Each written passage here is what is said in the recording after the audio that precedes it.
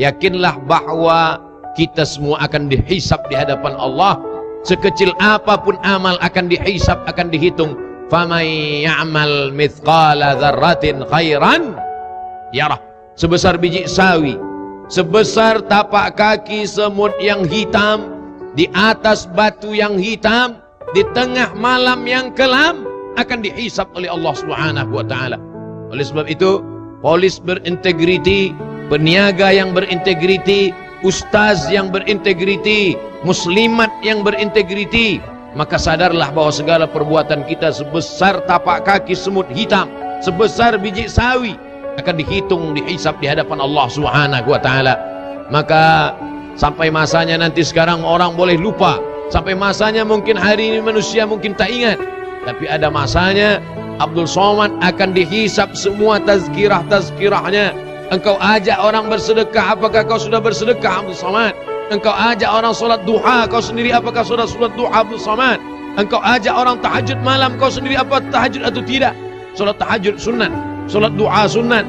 Tapi yang mengajak orang lain, mestilah dia lebih dulu mengamalkan. Hisabnya ustaz lebih kuat daripada hisabnya orang yang biasa.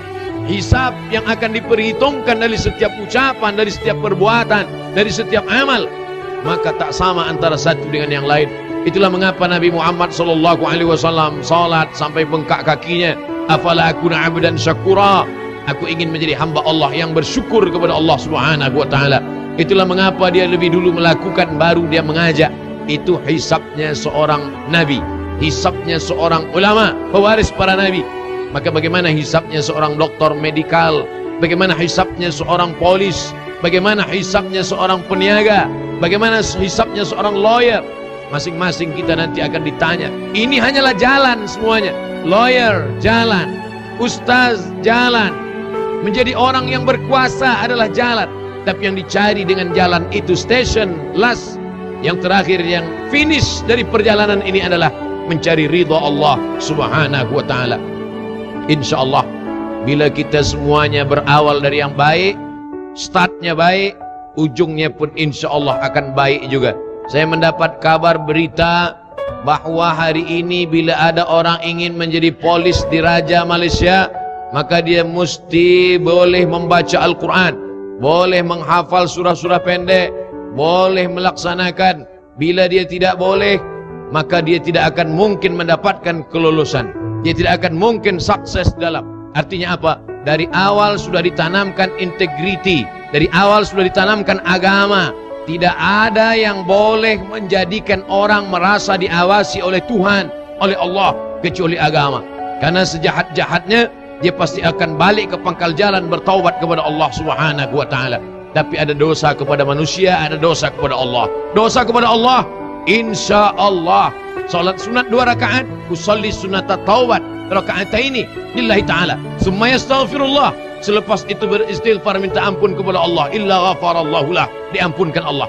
Tapi buat aniaya kepada manusia, pernah menzalimi orang lain, pernah menyakiti hati orang lain, pernah memakan harta orang lain, tak dapat ditebus walau seminggu menangis di pintu Ka'bah, walau di multazam meratap sampai basah kiswah dinding Ka'bah, tak akan dapat menebus itu semua.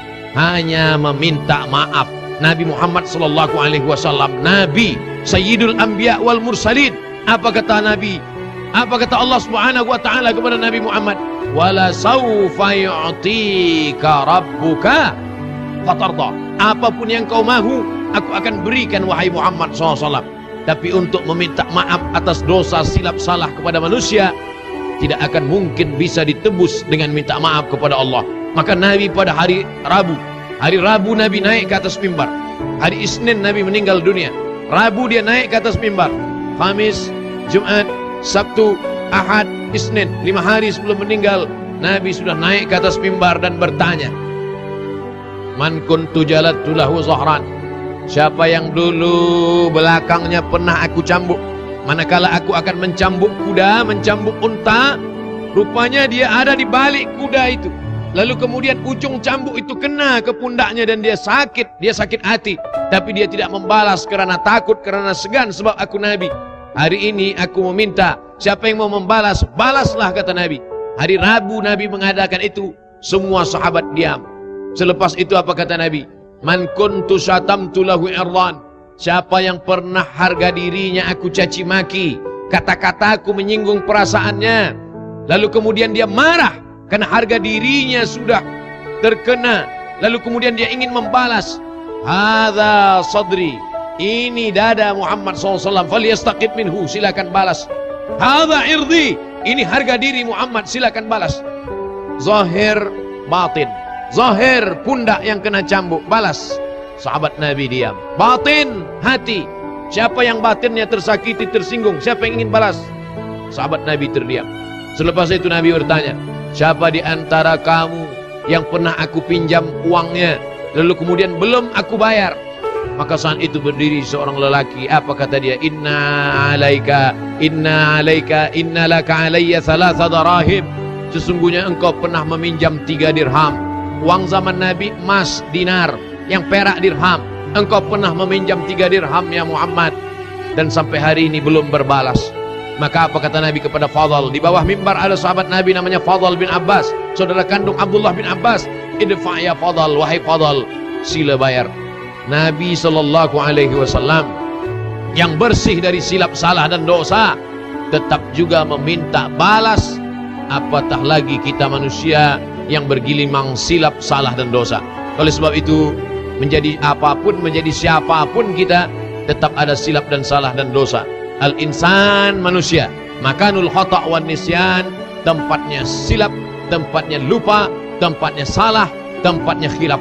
Oleh sebab itu jangan lupa meminta maaf kalau silap dan salah. Saya sendiri pun, Abdul Somad, kalau banyak tazkirah selepas khutbah, dalam tausiah, selalu di akhir itu saya katakan, bila kata-kata saya banyak menyinggung perasaan tak berkenan di hati tuan dan puan muslimin muslimat, maukah bapak ibu tuan sekalian memaafkan silap salah?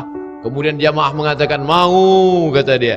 Daripada saya cari mereka nanti di padang mahsyar, lebih baiklah saya minta maaf kepada mereka di Bukit Aman. Insya Allah aman pula kita nanti di akhirat, insya Allah. Amin.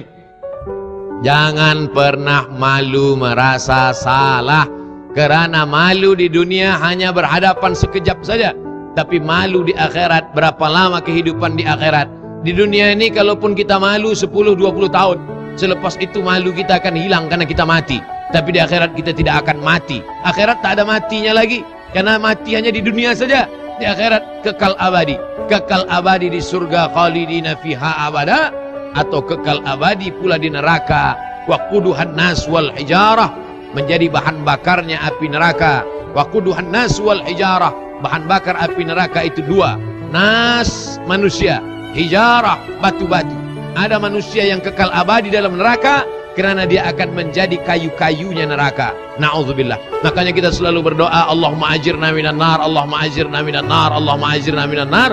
Rabbana atina fid dunya hasanah wa fil akhirati hasanah wa qina adzabannar. Ini yang ketiga. Jangan sampai kita aniaya orang. Jangan bangga dengan salat tahajud kita 8 rakaat dengan witir 3 rakaat 11 rakaat. Jangan sombong. Lepas maghrib ke isya kita baca 1 juzuk, 1 bulan khatam sekali, 1 tahun khatam 12 kali. Karena kata Nabi SAW, ada orang-orang ya'ti yaumal qiyamah, nanti dia akan datang menghadap Allah pada hari kiamat bisolatin, solatnya banyak, solat tarawih, solat doa, solat witir, solat qabliyah, solat ba'diyah, solat awabin, solat isyraq, wa zakatin, zakat wakaf infak sedekahnya banyak, wa hajjin, haji umroh ke Makkah tiap tahun. Tapi ternyata qad syatama hadza, lidahnya kasar mencaci maki orang. Wa safaka dama hadza, pernah menumpahkan darah orang, pernah membunuh orang. Wa akala mala hadza, pernah memakan harta orang dengan cara batil. Akhirnya bagaimana? Ukhidzat hasanatuhu, diambil salatnya, diberikan pada orang yang dia aniaya. Diambil hajinya, diberikan pada orang yang pernah dia zalimi.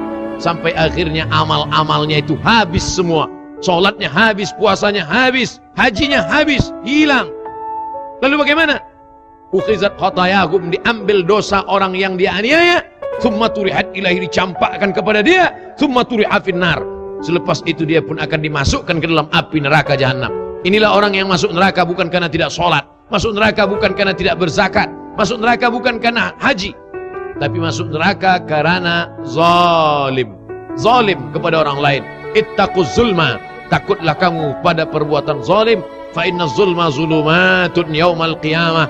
Karena perbuatan zalim itu akan menjadi kegelapan, gelap pada hari kiamat. Di dunia ini ada juga orang yang gelap. Gelap tak dapat membezakan mana depan, mana belakang, mana bengkok, mana lurus, mana hak, mana batil. Tapi di akhirat ada orang yang gelap. Siapa itu orang yang merasakan kegelapan? Karena perbuatan zalim. Mudah-mudahan Allah selamatkan kita dari perbuatan aniaya dan zalim ini, insyaallah. Amin ya rabbal alamin.